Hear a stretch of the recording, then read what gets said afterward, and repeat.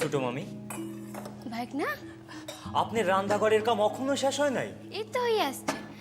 তুমি কিছু কইবা? হয় আম্মারে দেখতাছি না। তোমার আম্মুরে আমি শুইতে পাঠাইছি,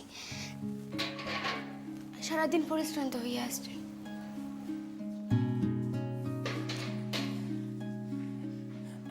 মামি, কও। কইতেছিলাম কাইল আপনি ঢাকায় যাইতেছেন? হ, স্কুল বোর্ড থেকে আমার বৃত্তি দিচ্ছে, তার লেখা। আমার যদি বেশি করে টাকা দেয় তাহলে তার থেকে আমি তোমারে কিছু দিব। চুপ করেন মামি, এইসব কথা কেউ শুনলে। ওই টাকা তো আমার, ওই টাকাতে কেউর কোনো দাবি নেই। আপনি যে কইছেন হিয়াই একসের। আল্লাহ আপনারে দোয়া করবেন। আমি সত্যিই কইছি। আমি কিন্তু অন্য একখান কথা কইতে আসছি।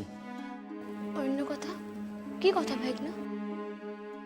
কইতেছিলাম কাইল তো ঢাকা শহরে যাইতেছেন, সূর্য ভাইয়ের লগে দেখা করবেন না?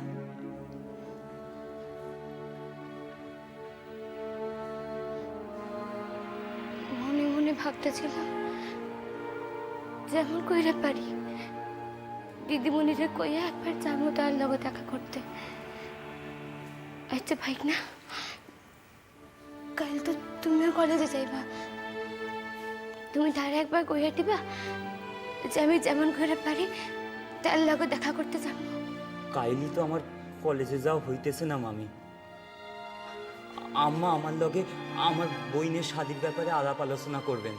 ওই খরচাপাতির ব্যাপার আছে তো, আমার জমিখানের বিক্রির বন্দোবস্ত করা লাগে। আই ওই মামার লগে তো কথা কইতে হইব। ও তাইলে আমি আপনারে কইয়া দিতেছি, আপনি স্কুল বোর্ডের সম্মুখ থেকে রিক্সা লইতে পারেন। রিক্সারে কইবেন মিড রোডে যাইতে। মিড রোডে তো ঢাকা কলেজ। আর আর কলেজে গিয়ে আপনি যারে কইবেন তিনি আপনারে ওই সূর্য ভাইয়ের খোঁজ দিতে পারবেন। ভাগনা, কথা কান জানি না হয়। আপনি মামারা তো চিনেন। কি যে কন মামি, আপনাদের দুইজনের কথা আমার প্রাণ থাকতে আমি কোনোদিন কেউ নিকটে প্রকাশ করুন না। ভাগনা, হ্যাঁ মামি, আমি এইটুক বুঝছি, ভালোবাসার থেকে বড় এই দুনিয়ায় আর কিছুই নাই। আর আপনাকেও ভালোবাসা তো বড়ই পবিত্র, বড় নির্মল। ভাগনা, কাইন্দেন না মামি, কাইন্দেন না। এই লুৎফর আপনাকে পাশে চিরদিন থাকবো, এই কথা মনে রাখেন।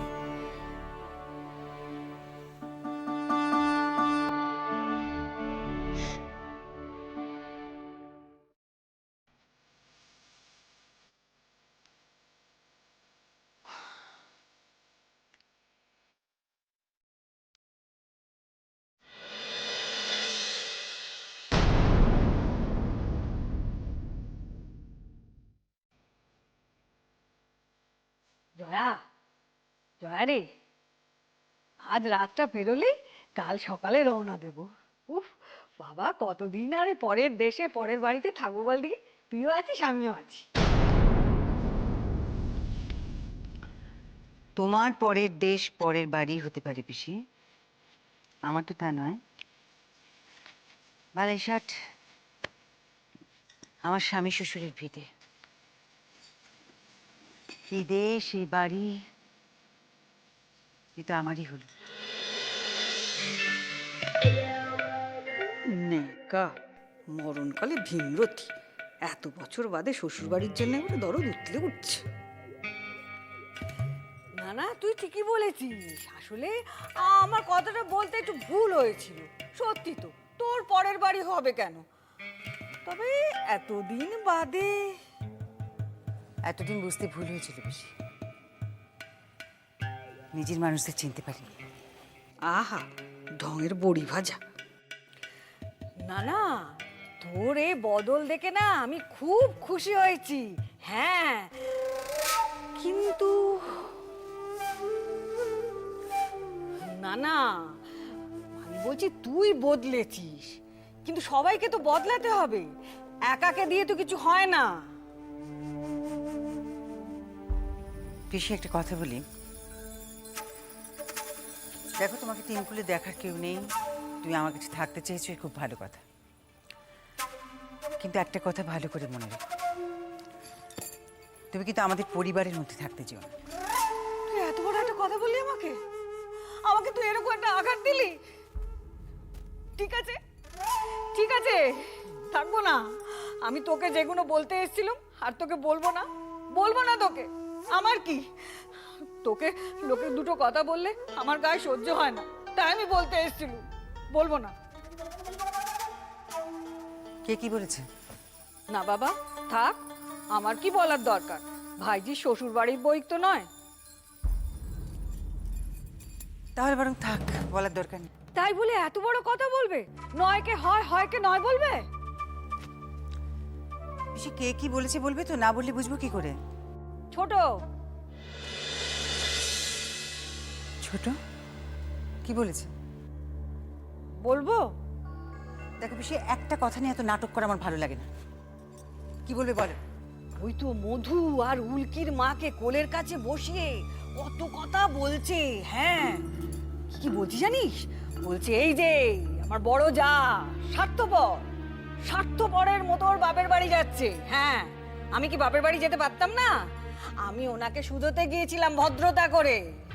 আরে বাবা, আমার স্বামী যা এখন রোজগার করে আমি যথেষ্ট যেতে পারতাম, ওনাকে জিজ্ঞেস করার আমার কোনো দরকার ছিল না।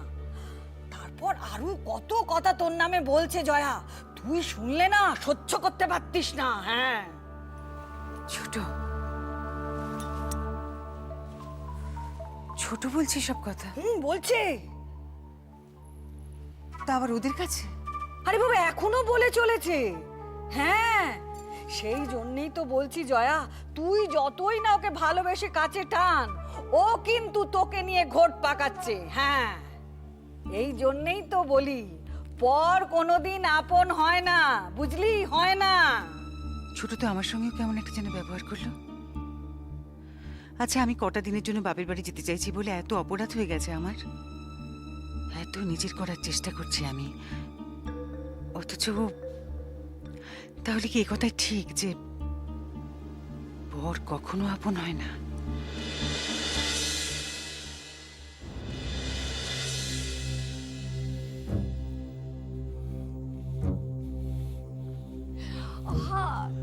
এইটুক খাইয়ে লব, এইটুক না খাইলে তো আর আমি কিছুতেই যাইতে দিব না। আমি আর খাইতে পারুম না আপা, বিকালের মধ্যে ফিরে আসুম, আইয়া খামু। কম খান, কিন্তু তুমি ভালা করলে না নার্গিস। তুমি যদি ভাইবা থাকো যে আমার অবাধ্যতা কইরা, আমার মাথা হেট কইরা তুমি জিতবা, তাইলে কিন্তু ভুল ভাবছো তুমি। তুমি কিন্তু জানো না এর লিগা এমন মাসুল তোমারে দিবার লাগবো, সারা জীবন চোখের পানি ফেলাইয়া তুমি। আমি কোনো অন্যায় করছি না নার্গিস, তোমার ন্যায় অন্যায় তোমার, আর আমার ন্যায় অন্যায় আমার। আমি কিন্তু এখন এমন একখান ন্যায় কাম করুম, এয়া কিন্তু তোমার ন্যায় বইলে নাও মনে হইতে পারে। কি কাম? কোন কামের কথা কন আপনি? সময় এলেই বুঝবা। আপনি কি চান আমি লেখাপড়া না করি? কাবুল ভাই আমার, এই মাইয়া লেখাপড়ার শিক্ষা যদি স্কুলে দিদিমণি হইতে পারে, তাইলে আমাগো বাসার সম্মান কোনখানে গিয়া খারাইবো কও দেখি। আমাগো গায়ের একজন মাইয়া লোক স্কুলে দিদিমণি, লোকে তারে সাধ্যের মান্যি করে। এই যে তোমার গায়ের মায়া লোকের কথা আমি শুনতে চাইছি? হ্যাঁ, আমাকে স্বামী স্ত্রীর কথা হইতেছে, এর মধ্যে তুমি ফোড়ন কাটো কেন? হ্যাঁ, আইসো তো আমার ঘর মটকাইয়া কিছু পোহা আদায় করতে। সারাটা জীবন এই চিতায় রাখলে হাত, এর যে উল্টাইতে হয় এ তো জানো না। শাদিকে আমি নিজের ইচ্ছাই করছি নাকি? তোরাই তো দেখা দিছিলি, এমন সংসারে দিছিলি সারাটা জীবন আমারে আমারে সুখ দিল না। আমি কইলাম তো লুৎফর চাকরি পাইলে তোরে আমি হক করতে হবে, শোধ করে দিবনে। ও সহজ করে দিব লুৎফর। হ্যাঁ, চাকরি করে উদ্ধার করবো বেবাকরে। লুৎফর, আমার লুৎফর। হ্যাঁ, আমার কবরে বাতি জ্বালানি লিগা শেষ পহাটুকু দিব কিনা এর নাই ঠিক। এবার বড় বড় কথা। আচ্ছা, আপা আসছে তার মায়ের শাদির লিগা। আপনি পারলে দিবেন, না পারলে দিবেন না। অত কথা শোনাচ্ছেন কেন? আপা, আমার কিছু গয়না আছে, আমি তার থেকে ভাগ্নের কিছু দিব। নার্গিস, গহনাগুলি তো আমার, আমি আনছি ওবে বাসা থেকে। শালি, তোর বাপের বাসা দেখাইতেছি আমি। হ্যাঁ, জানছো বাপের বাসা থেকে ইয়া আমার। সুধাই কি কন্যা নিছি নাকি আমি? হ্যাঁ, সুধাই কন্যা। কন্যা তো না, আবার বিষ কন্যা। নিমু না, লাগবো না আমার গয়না। শুধু খারাই আমার মাইয়াটারে শাদি দিস, তাইলে হইব। সব মার, বক বক করিস না। কিরণমালা, মেলা দেরি হয়ে গেল, তুমি তৈয়ার তো? শালি, মরণের পাখনা তোমারও গজাইছে। হ্যাঁ, খারাও খারাও, একের পর এক সকলরে শায়েস্তা করো। খারাও না। কই কিরণমালা, আসো। এই তো আইতেছি।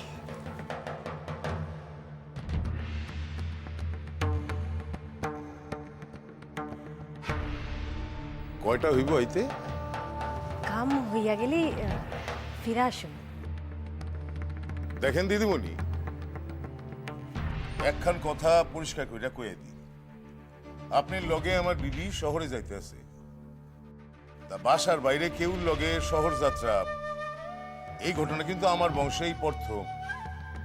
তয় কথা হইল, সন্ধ্যার পূর্বে তারে কিন্তু বাসায় ফিরিয়ে দিতে হইব। আপনি ভাববেন না কাবুল ভাই, আমরা 3টের বাসে রওনা হও, সন্ধ্যার মধ্যে ফিরে আসো।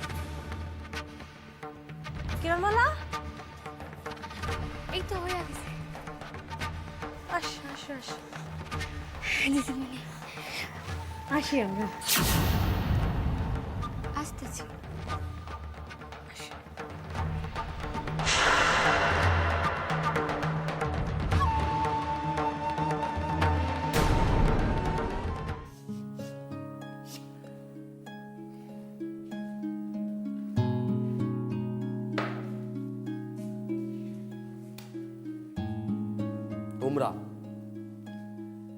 তোমরা যারা ইতিহাস নিয়ে পড়তে আসছো, তোমাদের কাছে আগে 52 ভাষা আন্দোলনের ইতিহাসটা জানা সব থেকে জরুরি। কারণ সেটা তো শুধু একটা ইতিহাস না, এটা এটা একটা গোটা মাতৃভাষাকে সম্মান জানানোর, তাদের শ্রদ্ধা জানানোর ইতিহাস। আচ্ছা বাবারা, তোমরা কি কেউ বলতে পারবা এই আন্দোলনের সূত্রপাত কিভাবে হয়েছিল? কও।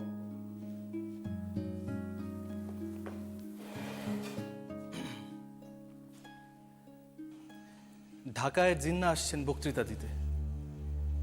পাকিস্তান হওয়ার পর তার এই প্রথম ঢাকায় আসা। ঢাকার বড় ময়দান কইতে রেসকোর্স ময়দান, সেইখানে এক জনসভায় বক্তৃতা দিবেন তিনি। দেশের নানা স্থান থেকে কাতারে কাতারে মানুষ আসছেন তার বক্তৃতা শুনতে। সকলের কণ্ঠে একই স্লোগান, পাকিস্তান জিন্দাবাদ, কায়েদে আজম জিন্দাবাদ। কায়েদে আজম মঞ্চে উঠলেন, উর্দু আর ইংরাজি মিশাইয়া তিনি শুরু করলেন বক্তৃতা। জনতার করতালিতে ফাইটটা পড়ল চারপাশ। কিন্তু হঠাৎ কি জানি ঘইটা গেল, সকলে স্তব্ধ,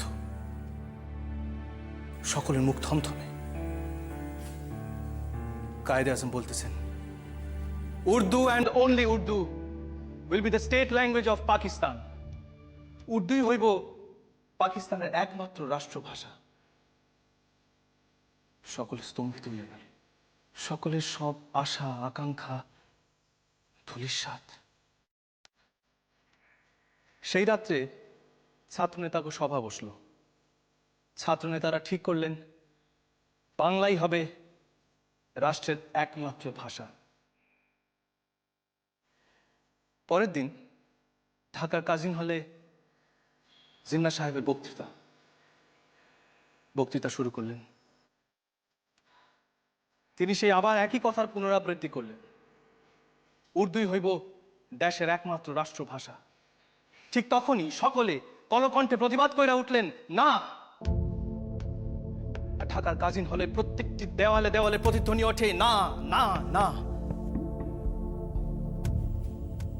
ক্রুদ্ধ হইয়া কায়েদে আজম হল ছাড়লেন। 1952 সাল ভাষা আন্দোলনের সূচনা হইল সেই দিন, সেই 11ই মার্চ। ব্রাভো, ব্রাভো মাই বয়, বড্ড ভালো বলেছ। তোমরা শুনলে তো? বসো। এই ঘটনাটা আমার জানা, কারণ আমি নিজে পরোক্ষভাবে এই আন্দোলনের সঙ্গে জড়াই আছিলাম। আর সূর্য, তুমি এমন ভাবে ঘটনাটার বর্ণনা করলে আমার সারা গায়ে কাঁটা দিয়ে উঠল। ভালো, বসো। দেখো বাবারা, আমি এই দেশের উল্লেখযোগ্য ইতিহাসটুকু লইয়া তোমাদের একখান প্রজেক্ট বানাইতে দিলাম। তো তোমরা তৈরি করে সেটা আমরা দেখাও। একটা কথা মনে রাখবা, এইটা কিন্তু শুধুই একটা ইতিহাস না, এটা তোমার, আমার, এমনকি আমাদের পূর্বপুরুষদের উত্তরাধিকারীদের অস্তিত্বের আন্দোলন। আমার সোনার বাংলা, আমি তোমায় ভালোবাসি। চিরদিন তোমার আকাশ, তোমার বাতাস, ওমা আমার প্রাণে বাজায় বাঁশি।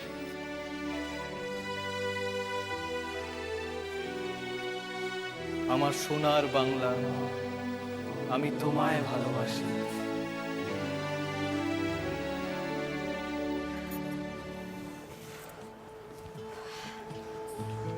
কিরণমালা, হ্যাঁ দিদিমণি। খিদা পাইছে? না তো। মুখখান তো একেবারে শুকাইয়া গেছে। খাড়াও, বোর্ডের কাজটা সাইরালেই এরপরে তোমার আমি বিরিয়ানি আর মিঠাই খাও, কেমন? দিদিমণি, হ্যাঁ, কইতেছি আপনি তো এই ঢাকা শহরের মাইয়া, নিজে বাসায় যাইবেন না? তোমার স্বামীর কথা দিছি 3টের বাসে ফিরুন। কেমন করিয়া যাই কত? বাসায় আম্মু আছেন, ভাইয়ের বউরা আছে। হীরা যদি জানতে পারে না ঢাকায় এসে আমি বাসায় যাই নাই, তাইলেই মন খারাপ লাগতেছে না? না না, ওই তো সামনের মাসে আসুন 2-3 দিনের লিগা। আম্মুর বয়স হয়েছে, তার নিকট থাইকা যাবো।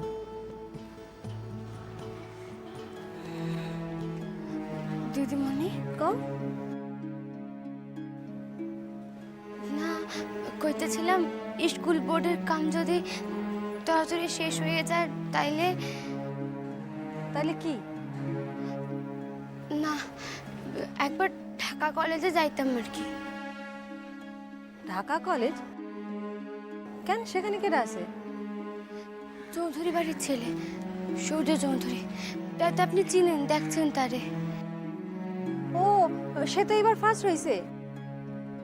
সে কি ঢাকা কলেজে আসে? হ্যাঁ, আমি একবার তানি করে যাইতে চাই, একবার দেখা কইরে। না না না, তা হইব না। তা কি কইরা হয়? বোর্ডের কাজ সাথে সাথে 2টা বাজবে, এরপর খাওয়াটুকু সাইরা লইয়াই বাস স্ট্যান্ডে আসতে হইব। ল ল, আসো, এই হইতাছে আমগো স্কুল বোর্ডের অফিস। আসো আসো আসো, তাড়াতাড়ি আসো। ঢাকায় আইসাও একবার আপনার লগে দেখা হইব না শোনা বাবু? আপনার একটা বার চক্কর দেখা না দেখলে যে আমি বাঁচি না। আর আপনার কলেজে আমার দেখলে আপনি যা চমকাইবেন এত বুঝতেই পারতেছি। না না, যেমন করে পারি জামুই একবার। কিরণমালা, তাড়াতাড়ি আসো, পেছায় পড়লে যে। আসো আসো আসো।